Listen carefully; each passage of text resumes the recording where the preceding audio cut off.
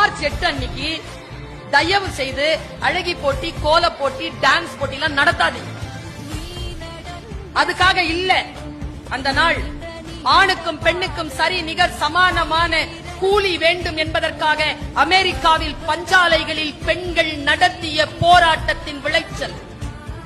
75 பெண்களுக்கு மேல் உள்ளிருப்பு போராட்டம் நடத்தி உயிர் துறந்த அந்த நாளை இந்த உலகம் அறிந்து கொள்ள வேண்டும் என்பதற்காக ஆண்களுக்கும் பெண்களுக்கும் நேரமும் சம்பாத்தியமும் ஒன்றாக இருக்க வேண்டும் என்று அவர்கள் எழுப்பிய போர் குரலுக்கு சில அதிகார வர்க்கங்கள் அசைந்து கொடுத்த அந்த வினாடியை இந்த உலகத்தில் பிரகடனப்படுத்துவதற்காக 1910ஆம் ஆண்டு நியூயார்க்கில் நடந்த மாநாட்டில் அளிக்கப்பட்ட தீர்மானம்தான் மார்ச் 8 சர்வதேச மகளிர் தினமாக கொண்டாட வேண்டும்.